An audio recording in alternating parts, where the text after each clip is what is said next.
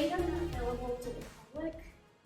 No, it is. It's free and open. The OpenAlex is 100% free and 100% open. So it is totally available, and they have an API. They have a very good API.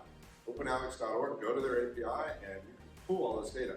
What the trick is that although they have a list of papers, and they have a list of, you can look up, Lew Lefton's published these papers, and then you can look up which topics those papers are about. They even have an aboutness API where you can throw a bunch of text on it and it'll try to come back with a topic classifier.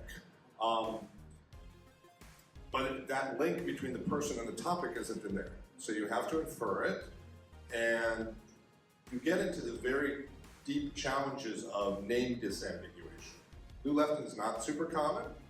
My name was Chris Thomas, and I published a paper. It's not clear when you publish a paper, you put your name and the university you're at and maybe your address, but how many of there are you? Wei Wang is 10,000 people, right? Asian names are extremely hard to disambiguate.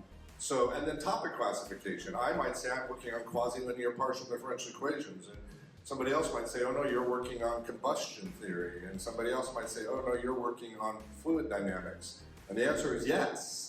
But it depends on which field you come from. You might call it something different. You're an agricultural scientist. You might say, I'm working on this particular Latin name, and somebody else might say, oh, that's alfalfa, and somebody else in the food science say, oh no, you're working on farm to table. So it's topic classification. What are you researching? Everything in this room has been researched. The fabric in the chairs, the material in the air, the filters that we're breathing through. All of it has been the product of research. And if I just said, what's the topic that research was about, it's kind of hard to do. So there's deep kind of nuances in it. So I have a follow-up.